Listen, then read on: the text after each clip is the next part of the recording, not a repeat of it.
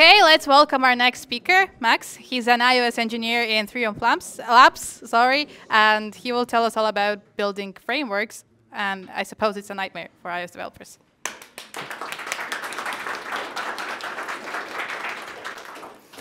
So hi everyone, super excited to be here and see you all these beautiful faces. Yeah, previous guy I saw this with the Volt logotype, but unfortunately I didn't have it because in our previous business trip we were Robert and my T-shirt with Triumph logotype was stolen. So well, it is what it is. Anyway, and today I'm going to share you a little bit my personal story about how we managed to build a framework with dependencies and what we went through. So yeah, so I'm an iOS engineer, and I started my career from React Native, and then I decided to focus on native platforms. Here you can check me in GitHub, LinkedIn. Recently I'm working for, let's say, a pretty classic startup in San Francisco. We are new in the market, and we are building ecosystem for game developers. So game developers focusing only iOS. We are building, I said like ecosystem, we are building an SDK. That SDK allows to monetize games and mobile games in some other way, like probably you could think about like, okay, probably monetize through the advertisements. No, we are giving an opportunity to make tournaments between players. Two players can make a buy into the game, and who won, that guy can get the prize. So this simple and cool business idea. Yeah, so it's just I added some screens how it looks like. I can match with some other player. I play the game, and the results can be here. And I won, let's say, $10, but buy-in was $5. Let's say something like this. And our final product is a XC framework. Literally, it's called Triumph SDK. So not so big deal. And I see my a little bit broken my presentation, but I think you will get the point. Anyway, so our main product can be installed through the public CocoaPod, and my agenda, it's like I said, it's my personal story, and you probably, if hear iOS developers who at least once built your own framework or worked in this field, probably you will find yourself in this story because there is a lot of pitfalls, interesting moments, discussable moments, etc. And I broke this part of life of iOS developer into three, let's say, steps. Yeah, we can develop something. Let's say it will be a public interface in your framework. Yeah. Also, it's more important part. It's when we build this framework for distribution. And let's just quickly go through the potential problems, because a lot of them, of course, ton of them, but I will just will point you in some most like which could arise in your developing time. Okay, let's develop some interface. I just put here some like an example. By the way, you can find everything in my GitHub, all these examples. So let's pretend like we are building an interface. Interface will be presented like with another view controller, this view controller have some UI. Let's say it will be UI label, stepper with minus and plus, and done button. So of course it will be beefed up with some other methods there inside, and we will try to just to focus it on only for iOS. And let's start with building this small interface. Yeah, so let's say our public method will be start. Straightforward, like just we will present this view controller on top of any applications which going to use this SDK. Another method also, just for example, will I call them configure. Yeah, so the first one can configure this stepper with minimum and maximum values. Yeah, and configure another could configure this label. Why I put this, for example, because the first method public was without any arguments, just a simple public method that you can call. Yeah, another method methods already with some arguments. Okay, and another couple of them will be with value, which we are going to take from returning that. Yes, so here we will return some double value and get version, like, okay, whatever string, but we will return the string there. So yeah, and I will explain you why we need this in this way a little bit later, but let's go forward. Okay. And let's put them some set of callbacks. Of course, in iOS development, it will be cool to have some delegates, more understandable pattern for iOS. But I will tell you, we are going to expose these methods in some different place. Okay, like I said, in some different place, it will be Unity.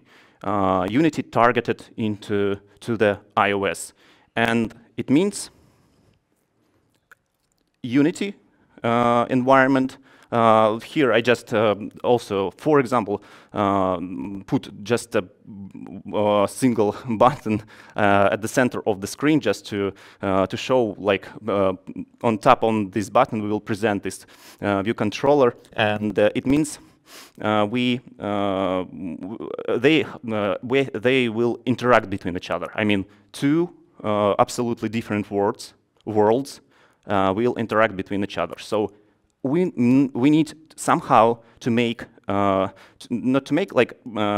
we need to see, like, Unity world understand iOS world, and if to simplify the task completely, yeah. So we know Unity. It's well, it's mostly C#, yeah, and we iOS developers, we are using Swift. So we need to make C# understand Swift. How we can do this? And of course, it's broken. I put it here, a really beautiful font here, but okay, I think you can read this, and this word, hard to pronounce, interoperability. Anyway, I like this word, but what does it mean? We can make these two worlds be a friend. So, and to the floor can come this specific notation from Swift.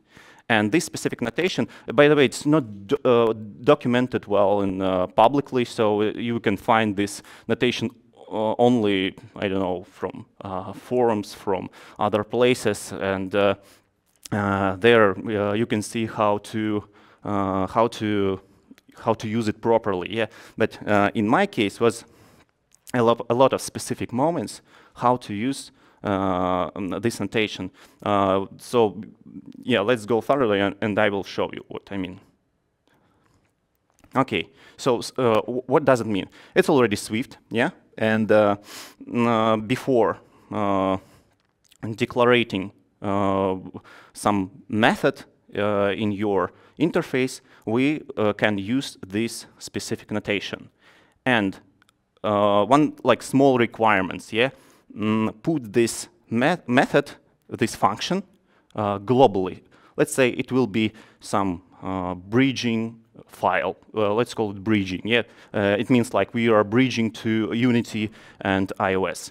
So also, like if we can call it like the argument of inside of this notation should be the same name of this function. So under the hood, it will be find this particular symbol when we call it somewhere from C language.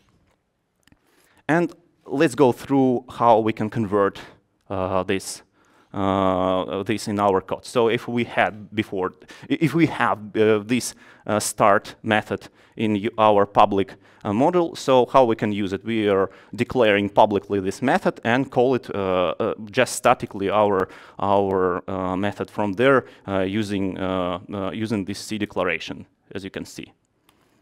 Another methods in the same way, but using already arguments. But as you can see, C declaration don't need any arguments. We just need to point to the exact name of the method. So it's not needed to add some any additional arguments there, but only in global functions.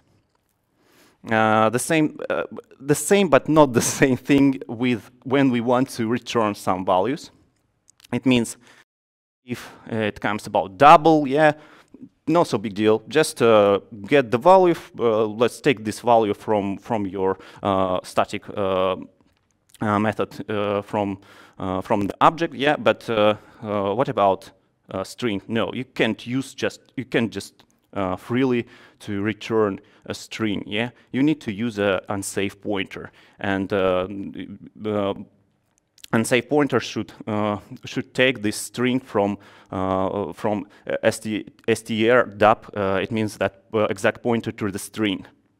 And by the way, if you are going to use this combination, yeah, don't forget to free memory when you are using this pointer, of course.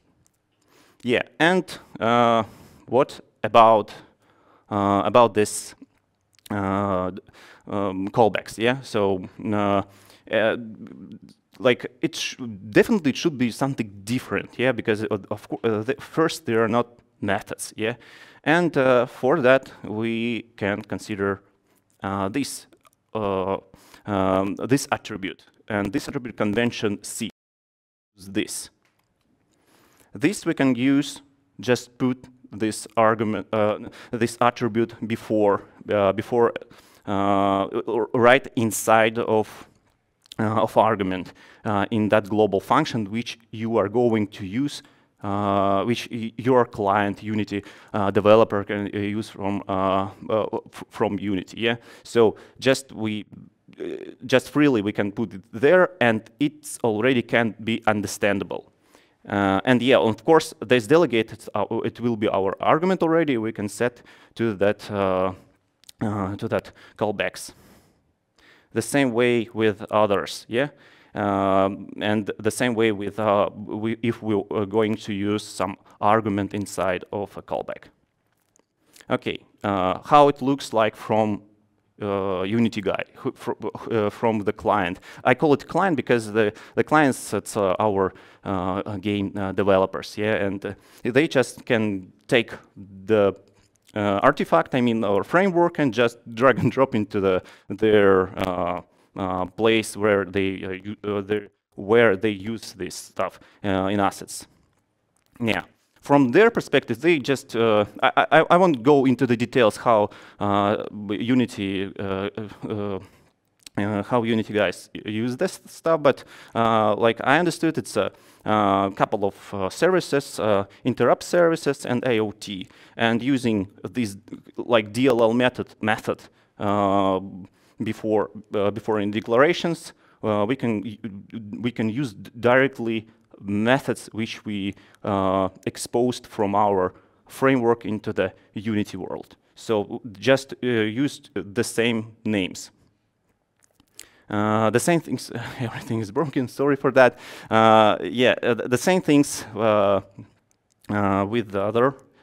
If you can understand, yeah, you can see like nothing extra. Yeah, they can use arguments like we described in Swift, and it will be and Unity will understand. I mean, C# will understand this.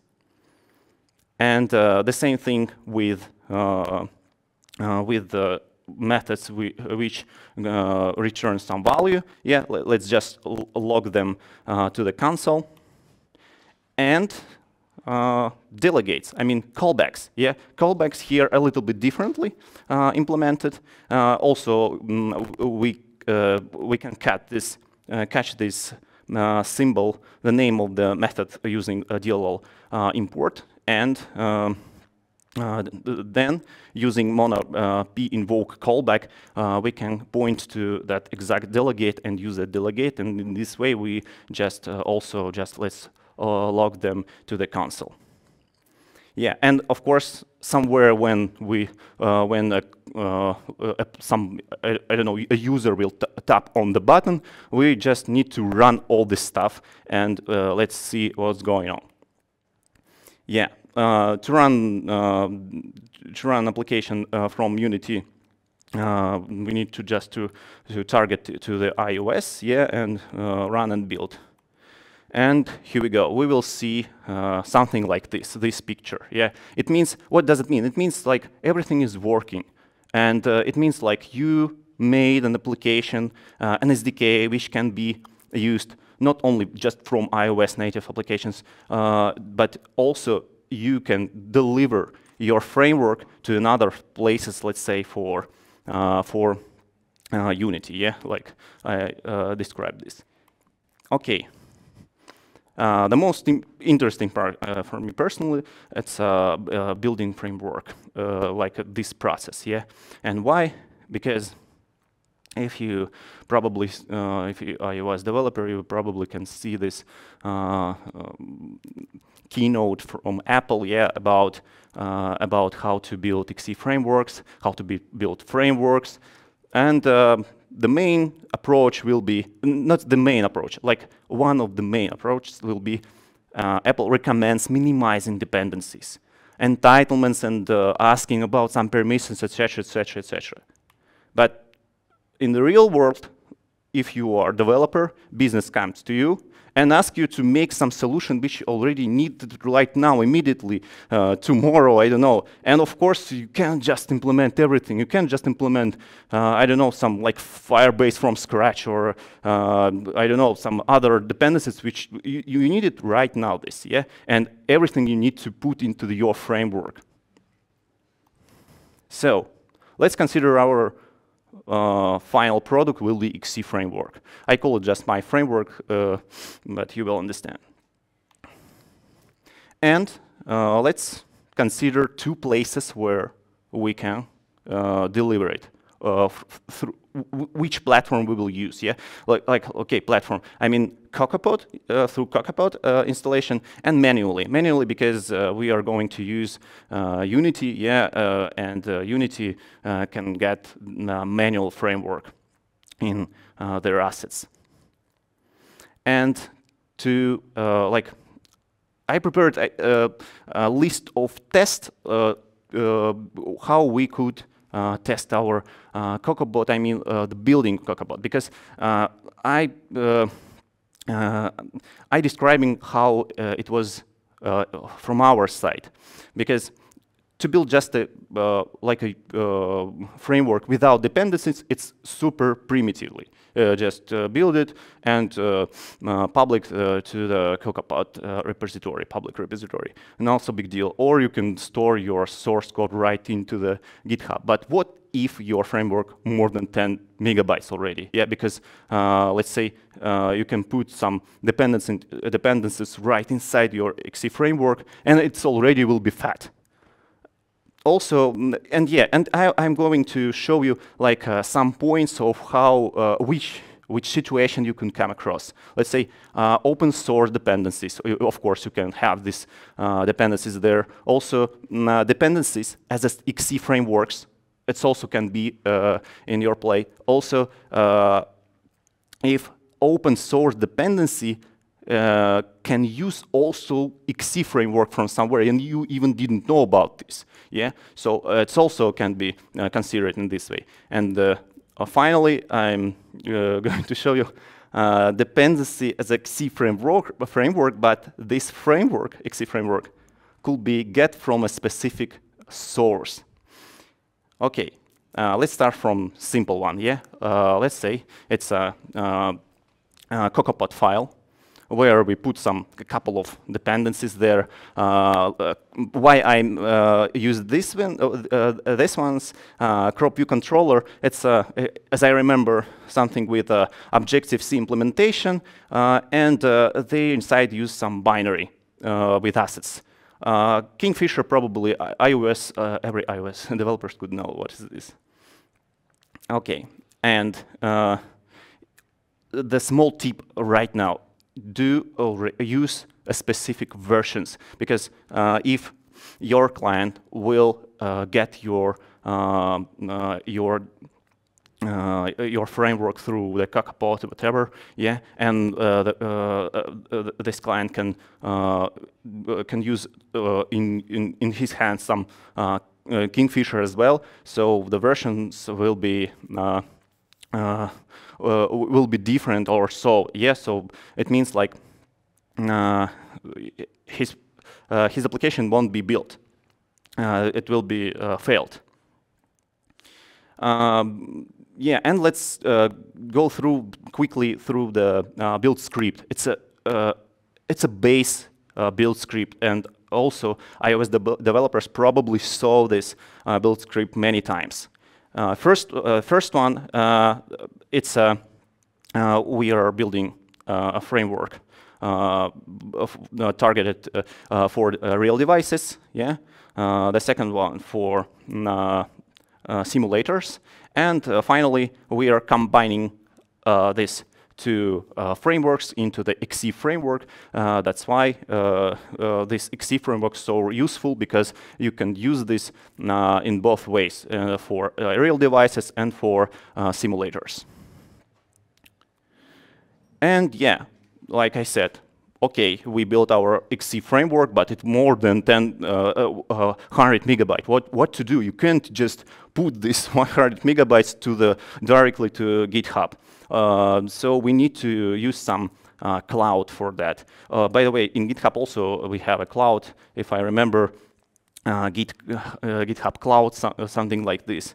But probably you could use another place, another public place, let's say. Yeah. For this reason, we can zip this, archive this XC framework. By the way, and at this point we need to add the version already. Yeah, let's say it will be a version 1, and we need to upload it to some cloud storage. Let's say Google Cloud Storage. Yeah, and how we gonna use this? From Podspec. Podspec, this is a place where we described how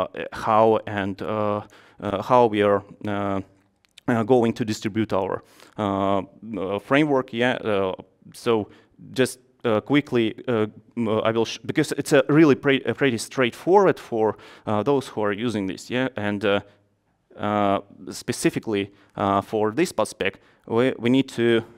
Oh my God, it's different. I just in this one. Okay, source. Basically, mostly source we point against GitHub source. But here, when we use zip file, we need to point it to our archive, which somewhere lives publicly. So this difference. Another difference. It's a framework itself, XC framework itself. So we need to put this XC framework into this vendored frameworks, and only from this moment your client will see your XC framework when he installed it. From the client perspective, by the way, yeah, just pod, your name of pod, yeah, and all is working because not so big deal. We just marked our added our dependencies to podspec. Podspec understood what's going on, and we downloaded the whole source code, whatever. Let's consider dependencies as XC framework. I already said, yeah, and open source dependency with XC framework as a sub-dependency. So now we have this pod file. Let's add something additional, intercom and Firebase, for example, yeah? Why them?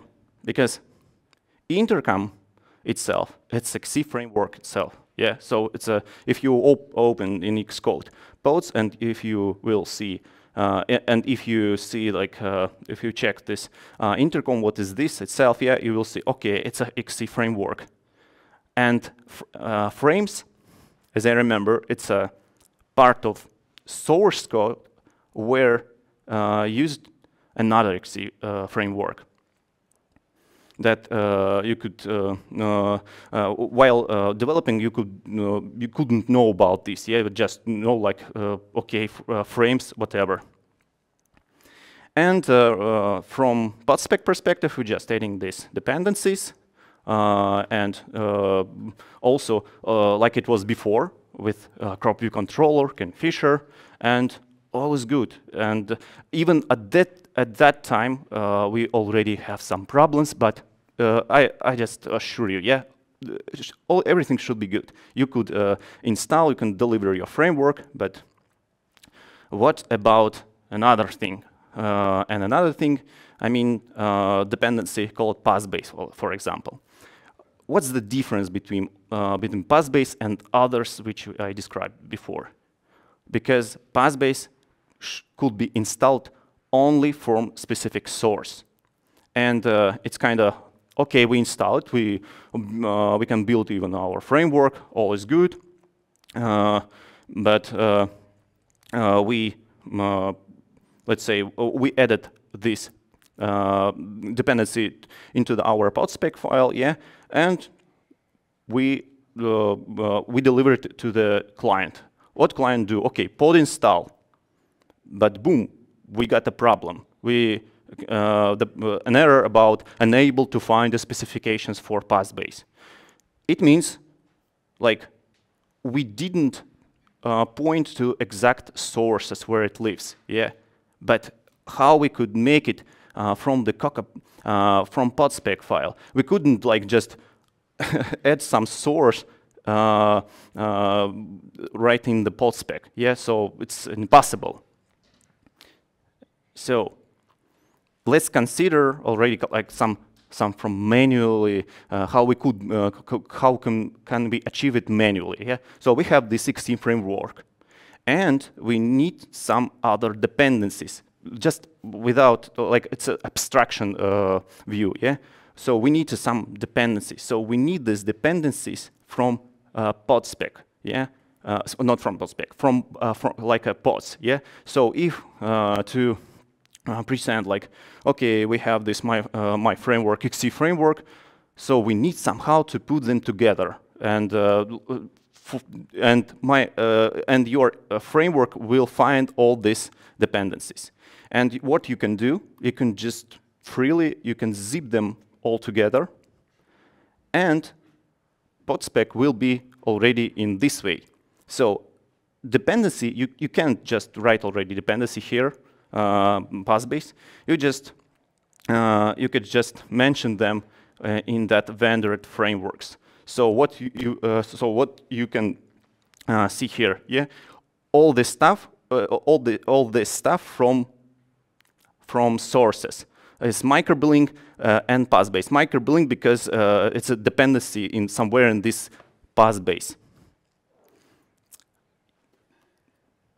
So we went through all this stuff, and let's take a look at how to deliver a manual, just a framework for Unity developers, and we will see something like this. So we need to link it statically. It's a pod file, It's just one small difference. And let's say we need only one archive and take from there a framework for real devices, because it's Unity, and Unity can use this only real devices. From this archive, we can get this framework. And this framework, you already saw this screen. We can drag and drop to that assets of the Unity assets, yeah? But build will be failed. Dependencies not found. It means we need really manually to get these frameworks from products and embed these frameworks from products just directly to the project, which I mean to the framework project, and only after the of course, if you have dependencies somewhere like XC frameworks, you need only real devices, yeah. So you need to take a framework only for real devices. Why you need for let's say for simulators? So and you will get a final product, and it will work. Of course, we are lazy developers, and we didn't want just struggling doing all the time as manually, and we just wrote our C# script, bash script with 400 lines, if I remember correctly, where we just looking for all static XC framework dependencies, and where we are removing unnecessary libraries from info list, because they are also could be there. And also, if it could be, yeah, also to remove some unnecessary contents which already included in target framework. And finally, it will look something like this. So. Cookiepot itself. It will be a zip file with your XC framework plus frameworks, XC frameworks, which you are going to use as a dependencies inside of your XC framework.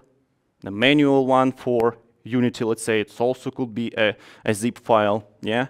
And don't forget about the sim files for debugging. Also, they could be together in somewhere in a zip file, yeah. And of course, everything should be with a particular version. Potential problems. So maybe I told you, and you see like, okay, it's not so many problems, but you know, just believe me, when we just started building a framework with all this stuff, with dependencies, surprisingly, if you can Google it, yeah, you couldn't get this information just like easy, yeah. So you know, like we just step by step reading Cookiepot documentation, we just figure it out. Okay, we need to vendor this framework like this, and probably we don't need intercom include to vendor frameworks because it could be installed through dependencies easily. A lot of, and I would say bunch of problems with Unity, because in Unity, you know, when a game developer hit the build and run, it will be generated XC iOS project, and for example, app delegate there will be written on Objective-C++, and we need to swizzle all this stuff. So of course, we need to handle all these problems inside of our framework, but I've shown you only like a cherry on top of cake. So potential problems. First one, and probably well known, name, like it's a, you can get this error, yeah. So property is not a member type of class, yeah. But your framework, when you build a framework will be built successfully. But when you could use this framework, you can get this error. Why? Because just use names differently. Like if your framework named like my framework, your public model could be with different name, like let's say my methods, whatever. Yeah. So it will be, you can avoid this error using this way. And also another problem potentially could be it's when the path to your product not found. Literally, the product, like if you can check your product when you build your framework, you will see, oh, the product folder is empty. Like where, of course, this can be get. Yeah, so don't forget to add this flag to your build script. And let's say library not found. Yeah, it's also pretty known thing. And when you get the framework and drag and drop into your Xcode place, yeah, you should of course embed and sign this framework. And yeah, also we had a problem with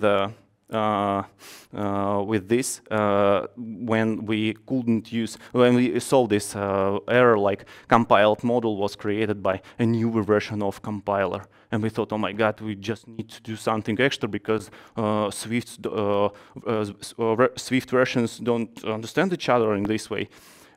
So just easily we can have this flag build library for distribution, yes. So it means like in XC frameworks we have this Swift model interfaces which can combine all the symbols and older and all this Swift environment will understand each other. And of course, I mentioned already about versioning. So if you are building framework, just put these versions of your dependencies. If you change this version, let's say, so you need to change a version of your framework as well. And what could be a main conclusion from all of this? Of course, just reduce dependencies in your framework as much as possible, because you will reduce a pain, you will save your time probably in some way, but if you have this time to build your by yourself, you can just you know, like make your life easier. In case of mine, yeah, like we use this path-based dependency, and this path-based should be sourced from specific source, yeah. And what we can do, of course, we can do just to remove it and to use it somehow in different way. Let's say using like from web, like if client tap and this controller should be appear and from your framework. We can provide it somehow through the web, yeah, or maybe some different dependencies which are not so large, because for example, path-based already together with that microbrimming was, if I remember, 250 megabytes. So you know, like it's ridiculous to have everything inside of your framework, even if you will remove all unnecessary targets like Catalyst or so. Yeah, so my links. Yeah, so you can use these links, for example, if you interested how to build a framework for Unity. I described it really detailed in my article in Medium, and also all stuff you can find in my GitHub. Yeah. So thank you guys for having me. Yeah. Thank you so much, Max, for sharing your experience. And questions time. Yes, please repeat the question. I noticed in your distribution methods there was a mission of cartridge and SPM. I was just wondering. No, I expected this question. Cartridge we didn't consider it at all, just because of our target audience. regarding, I will add a couple of cents about CocoaPods. Why CocoaPods, not let's say SPM, yeah? And after this, I will tell you about SPM. CocoaPods. So we just because of our target audience, we just checked, yeah, they use CocoaPods. Also, I shown you how you can use framework inside of Unity. Of course, it's not ideal way just manually all the time to drag and drop this framework into the assets, and the Unity guy should somehow to understand what's going on.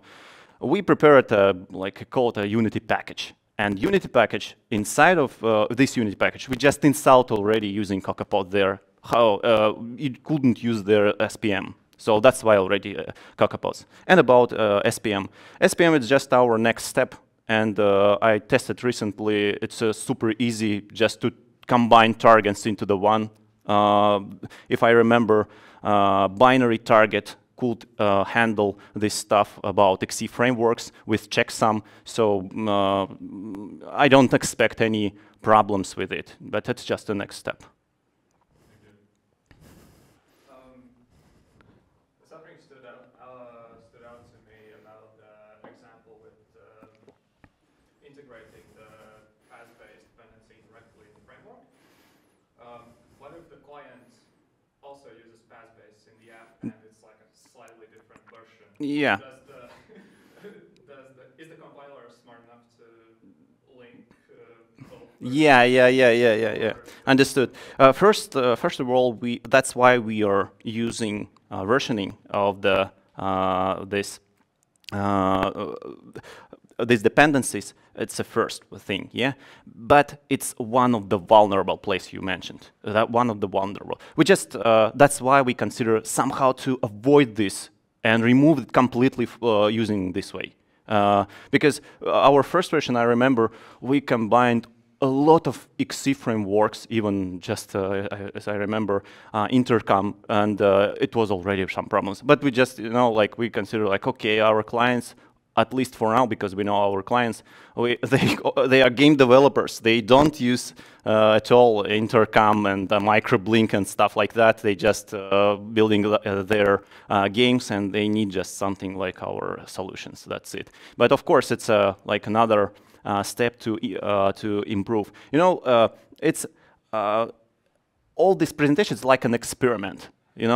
Of course, it's not a good approach how you could build your framework, but sometimes, like I said, business wants your solution immediately, and you can come up with something and to show. Yeah, so that's my answer.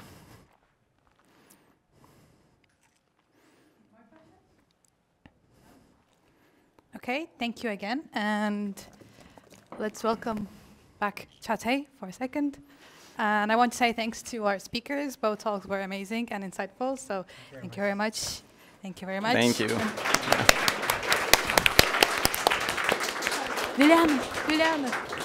Liliana, photo. We want a photo. Just bear with me for a second. Yeah. Yes.